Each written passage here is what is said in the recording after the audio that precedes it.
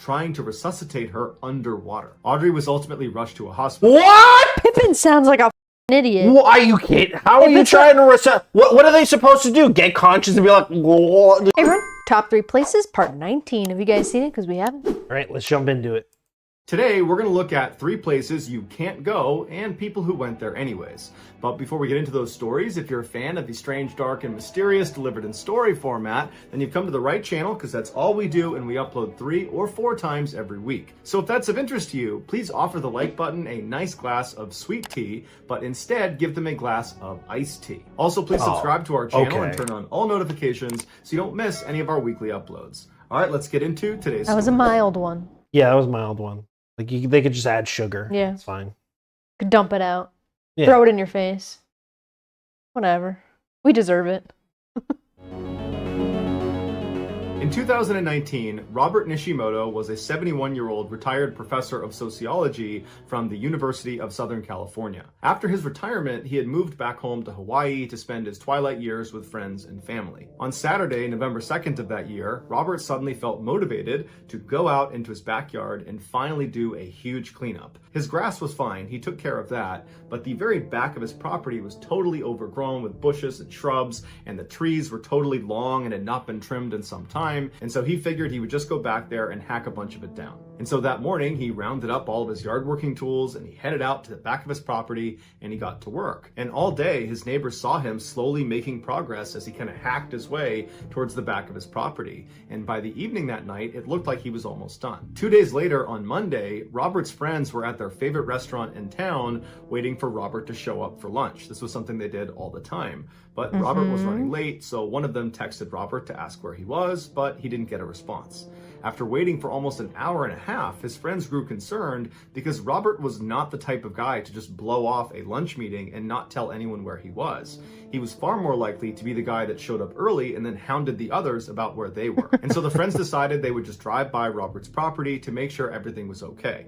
But when they pulled onto a street, they saw down the end of the road in front of Robert's house were fire trucks and police cars and tons of commotion. It would turn out nobody had seen or heard from Robert since 2 days earlier when he was out in his backyard doing that yard work. And when his family had tried to get in touch with him all weekend, they hadn't been able to. And so finally, on this Monday, right as the lunch friends are arriving at Robert's property, Robert's own family had called the police to do a welfare check on Robert.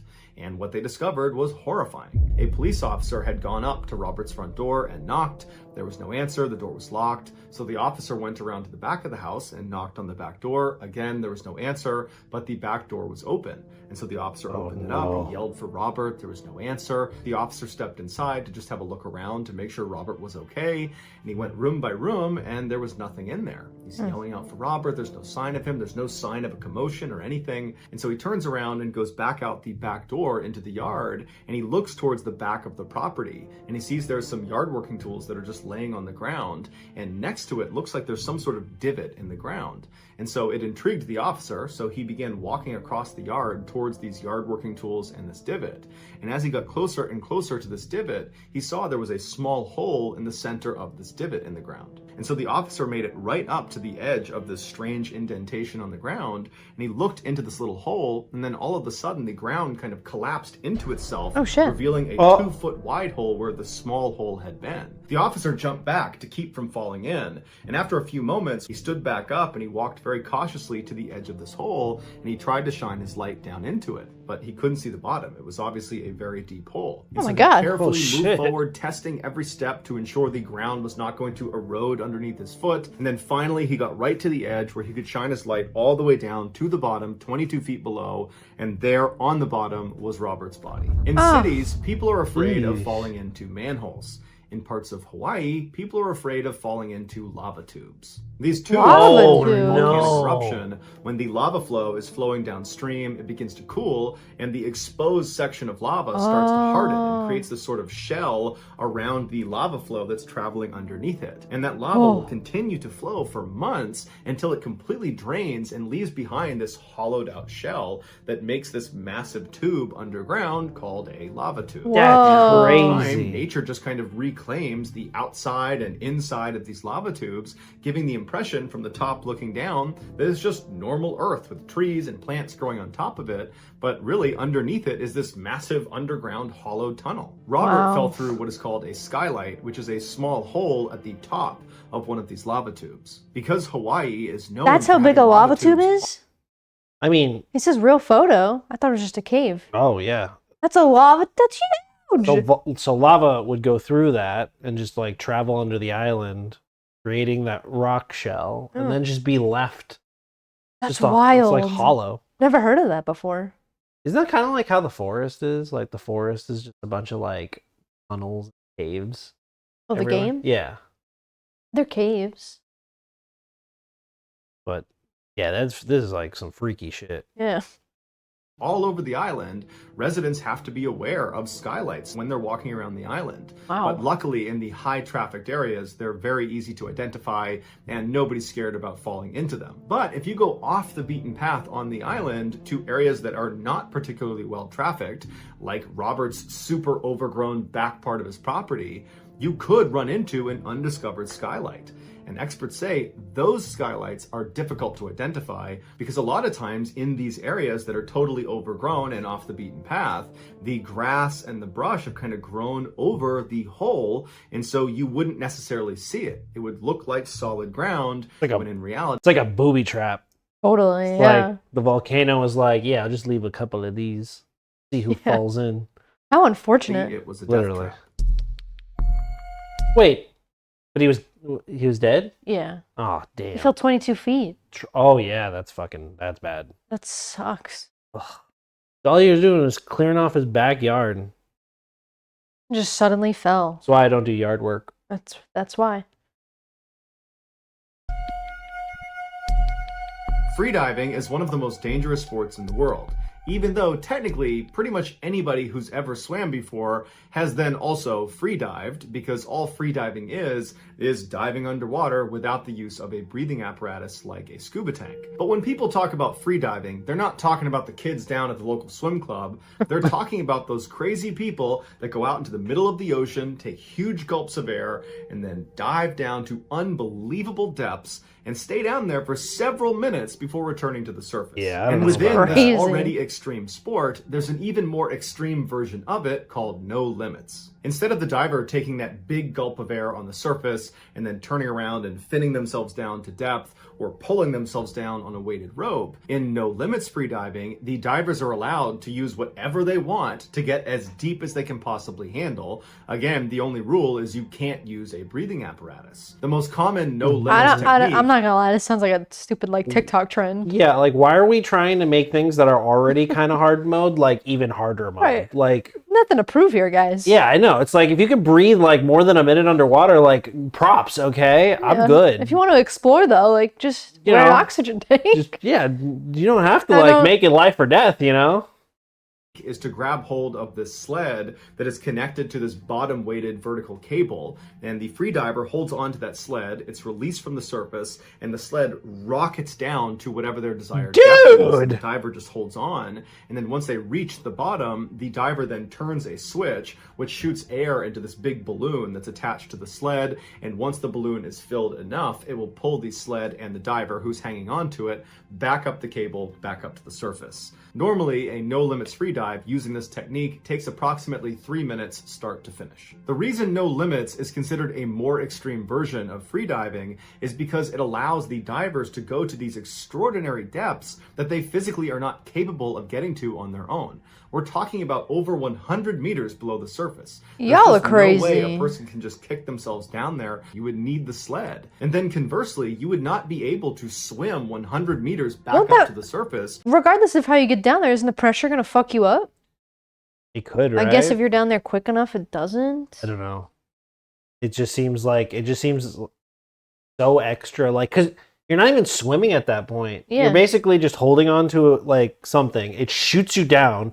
You stay down there for like what, like a second or two, and then you shoot yourself back up. Like Well, probably a minute, right? A minute down, a minute, or looking around, and then a minute back up, maybe. I guess because like at that point, it's like, what's the point? I don't know. Like you're just down there, like There's other hobbies. right? Video games are fun. Video games Movies. are fun. Before you drown, you would have to use Well, that you free dive normally, in controlled spaces. Yeah. balloon. And so in no limits freediving, when you go down to these crazy depths, Oh, boy. if your equipment fails, it's usually fatal. On October 12, Yeah. 2002, 28-year-old Audrey Mestre was sitting on a floating platform off the coast of the Dominican Republic. The French native no limits diver was mentally preparing herself for what she was about to do. Audrey was one of the best freedivers in the world, and this day she was trying to become the best freediver in the world by breaking the world record for the deepest depth achieved by a no limits freediver, which was 170 meters. And that record was actually held by her husband, Pippin Ferreras. But as she sat on that platform, Well, shit. doubt must have crept into her mind, because storm clouds began to roll in, and in the world of no limits freediving, where so many things can go wrong, there's no reason to add in another risk factor like bad weather. It could Literally. affect the people on the surface that are trying to support you. It could affect the line that you're using to bring you down to depth. It's just an unnecessary risk. Also, Audrey was using a new piece of equipment. She had a slightly thinner cable that was going to bring her down to the bottom that her sled was attached to, but she didn't know if it would work for this deep of a dive. This is And crazy her too husband- because you can't practice. Right? You can't practice this type of shit. I mean, I feel like you could, right? You create the mechanism, and then you do it at more, like not 170 meters, or however Yes. deep. Like you do it like, I don't know.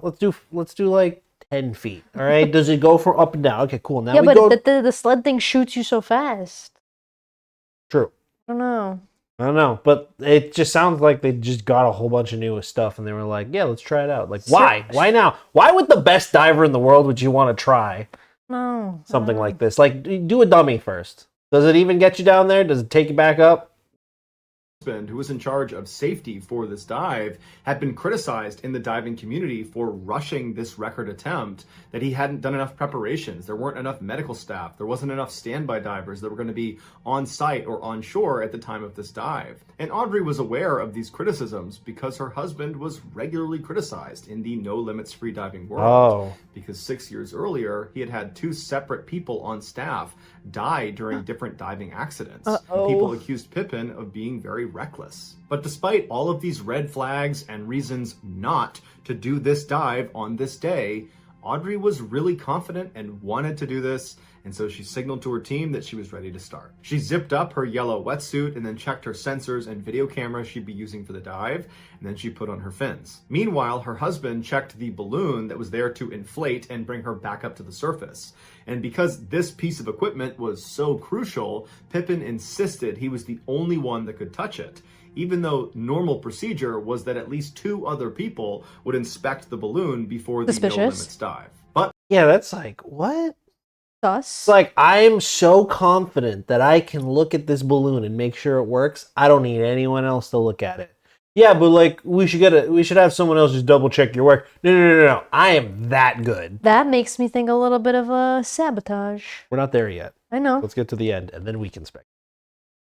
regardless, after Pippin inspected the balloon bag and determined it was good to go, he signaled to Audrey to tell her it was time to start. She slipped off the platform and waded her way over to the 200-pound sled that was going to take her the equivalent of 2 football fields below the surface. Just before Audrey gave the final go-ahead to actually release the sled and begin this dive, she did a procedure known as packing, where freedivers basically take a full breath of air in and then gulp down additional bits of oxygen to pack their lungs full. And then when Audrey was done with this process and was ready to go, she did give that final signal. They released the sled and she began rocketing down towards the bottom of the ocean. If all went to plan, she would be back on the surface in 3 minutes. Audrey's descent was going perfectly until she hit the 164-meter mark. Now, because of the bad weather on the surface and all the rough water, that new lightweight cable she had, it was too light. And so the waves caused it to sway. And down at 164 meters, that swaying caused kinks in the line itself. And so as the sled was coming down, it caught one of those kinks and stopped at the 164-meter mark. And so Audrey just had to sit there for 30 seconds until finally that kink straightened out and she was able to continue down past the record-setting mark of 170 meters. Now, that 30-second delay might not have mattered if everything else in the dive went perfectly. but unfortunately, it did not. Once Audrey had set the record by hitting 171 meters, her sled came to a stop, and now it was time for her to go back up to the surface. On the video, you can see Audrey begins following procedure, same as always. She reaches over and turns the valve that's supposed to inflate the balloon that's going to bring her back to the surface. But after she turns the switch, nothing happens. The balloon does not inflate. For a second, you can see a hint of panic in her body language as she's almost out of breath. She's already had that 30-second delay at the beginning, and she's pressing up against that 3-minute mark, and she needs to get to the surface right now. But she stays calm, she reaches over, and she turns the switch again to see if maybe she hadn't turned it all the way the first time. But again, nothing happens. At this point, a standby diver noticed the sled was not moving up when it should have been, and so he rushed over and jammed one of his extra hoses with extra air up into the balloon and tried to inflate it himself. But there wasn't enough air coming out of this tank for it to fully inflate, and so the sled began to move painfully slowly up in the water column. Now you would think this standby diver, who did have all sorts of extra air, would just give the mouthpiece to Audrey to let her breathe on that. Forget the world record attempt, let's just save her life.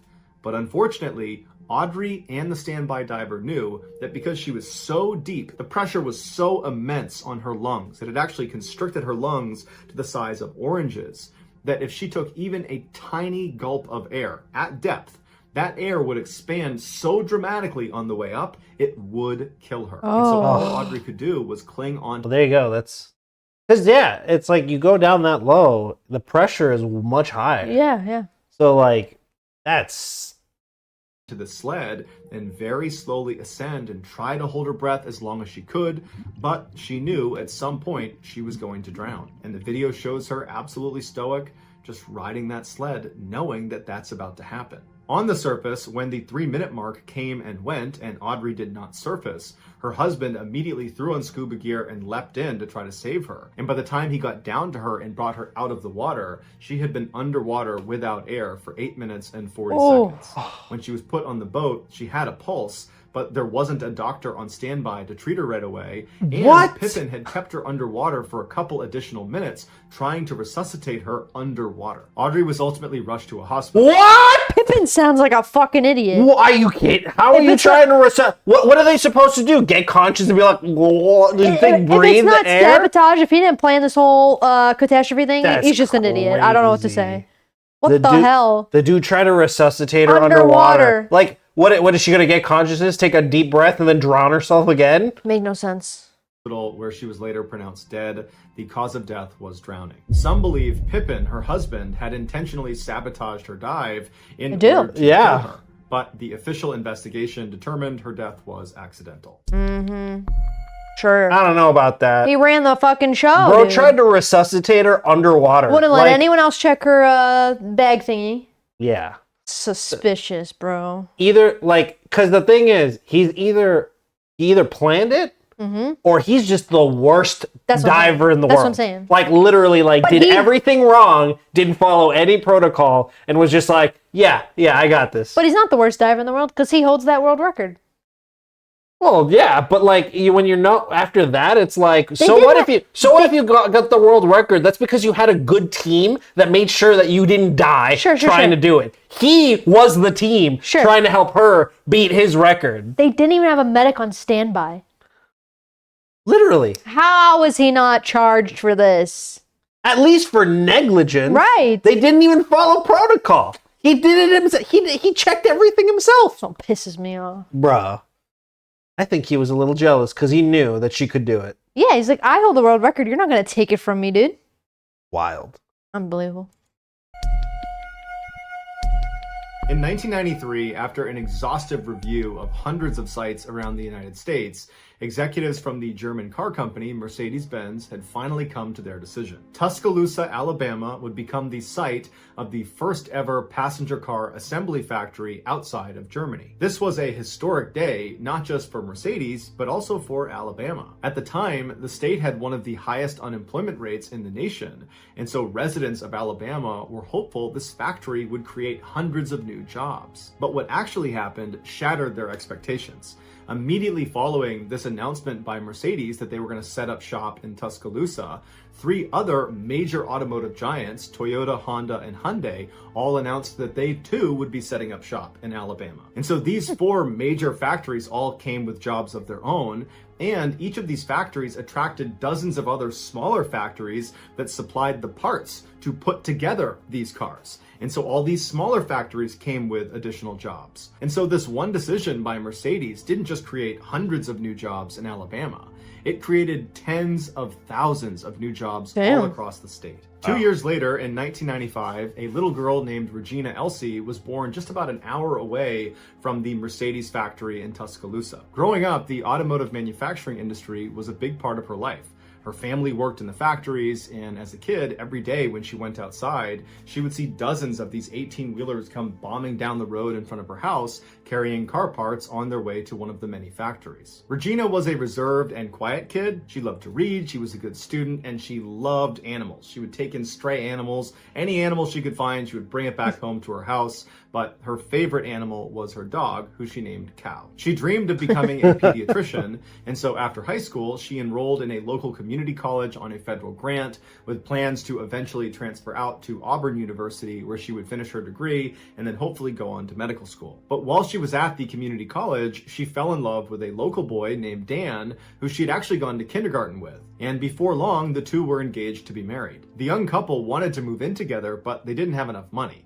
Regina was a full-time student, so she didn't have an income, and Dan barely made minimum wage working as a shelf stocker at Walmart. The only way they could get their own place would be if Regina dropped out of school and got a job too. This was a difficult decision for Regina because she still wanted to be a pediatrician, but at the same time, she was really excited about her future with Dan, and so she thought, you know, I'm only 20 years old, I can always come back and get my education later and become a doctor later. And so in January of 2016, she disenrolled. I mean, it takes a long fucking time to be a doctor. Yeah. So maybe in like 5 years. You know? I know. I wouldn't put all my eggs in one basket, you know? Yeah, that's tough.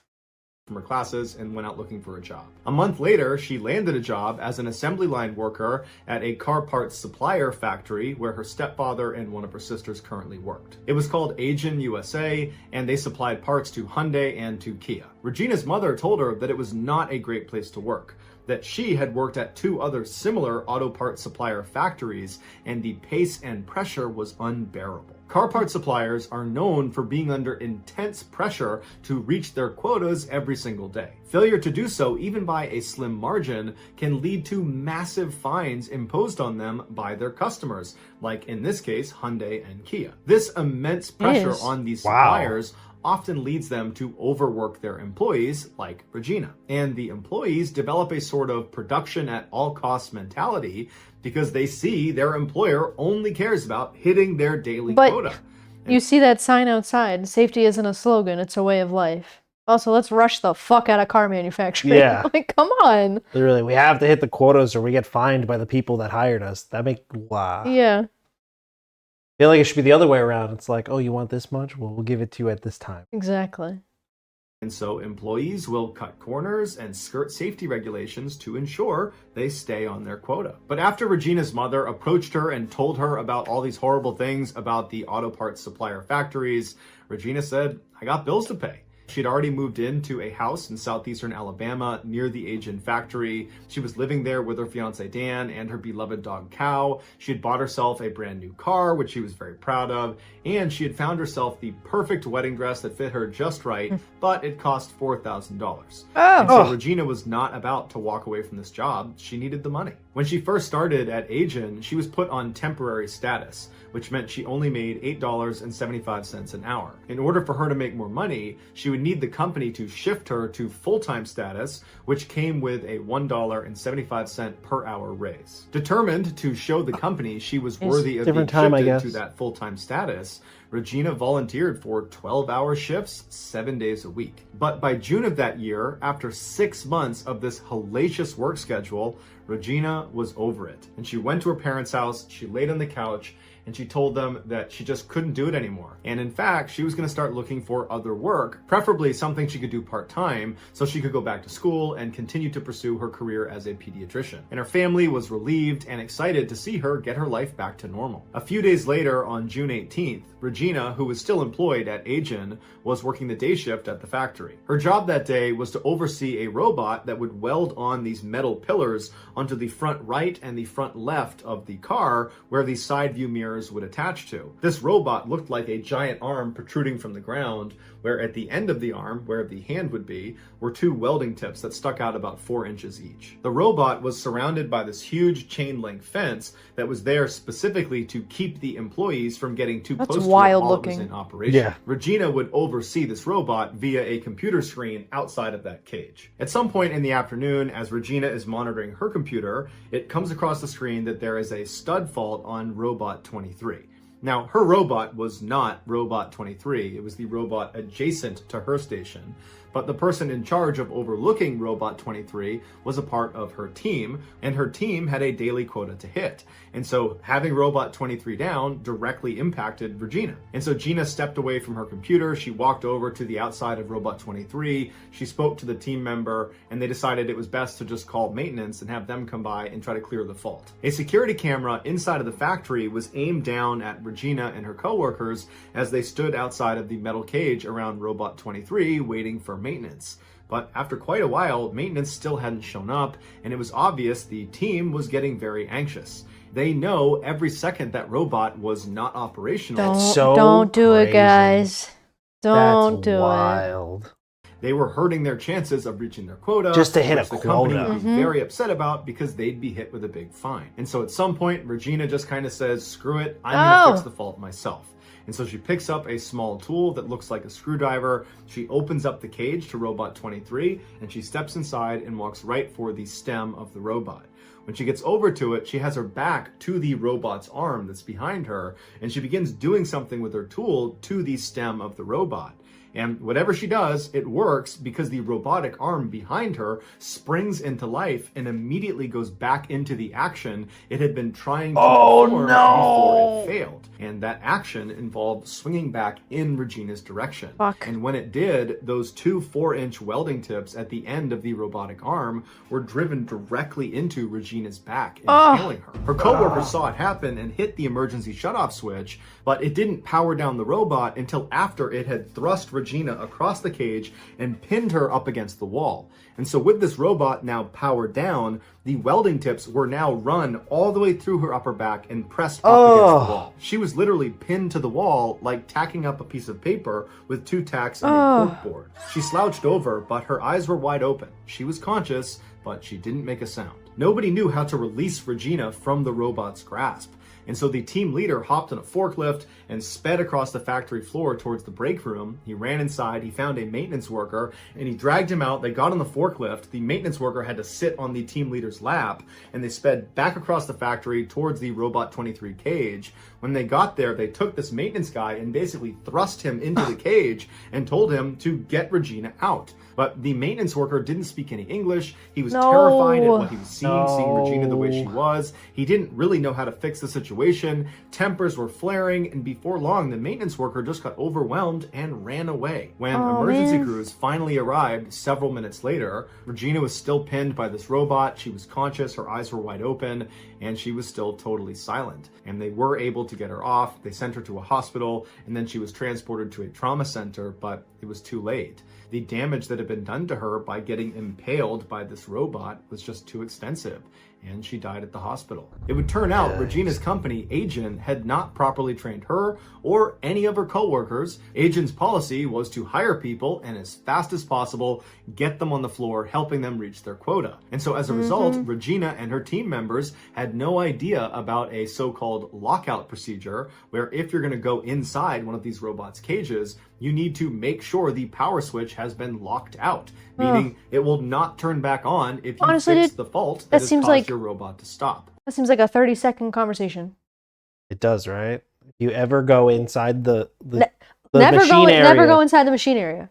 But if you had to, make sure the freaking thing's off. 30 seconds! Ugh. All Regina and her coworkers knew is that the most important thing is hitting your quota at the end of the day. Disgusting. And so that was the reason Regina went inside of the cage, and that was the It's literally, you know what it kind of reminds me of? It kind of reminds me of like the SpongeBob episode where SpongeBob had to learn how to be a server. So like Mr. Krabs was like or I think it was, but he basically was like only thought about fine dining and cleaning. Yeah. And then when somebody asked him a question that was not related to fine dining and cleaning, he's just like, I don't know what to do. Like, I don't know. It's like these employees were just like, you have to hit the quota. You just have to hit the quota. Yeah. And then all reason and logic just get thrown out the window because it's like, all right, I'm going to go in there and fix that thing because I just got to hit my quota. Yeah. And then it's like, you purposely train your employees to only think about one thing and one thing only. Yeah. And that sales, money, business. Yeah. And then everything else doesn't even matter. Reason Regina was killed. Agent ultimately pleaded guilty to not having properly trained Regina, leading to her death, and they paid the family $1.5 million. That's it. So that's gonna do it, guys. If you found the secret in today's episode, did they get put out of business? I mean, probably not, honestly. Probably not. 1.5 million. That's not that much. I mean, this was 2016. Yeah, wasn't even that long ago. I mean, it's just like they make infinite money. That's what I'm saying. So like, that's just kind of like that's a slap on the wrist right there. It's annoying. And it's like that. I don't know. No amount of money could bring. Obviously, yeah. Could like replace a life that was lost. So. 30 seconds. 30 seconds. Turn the switch off if you ever have to go in here. Dumb. Business people, man. Well, on that note, thanks so much for watching. If you like what you saw, please subscribe. If you have any suggestions, leave them in the comments, and we'll see you in the next one. Yeah, see ya. Bye.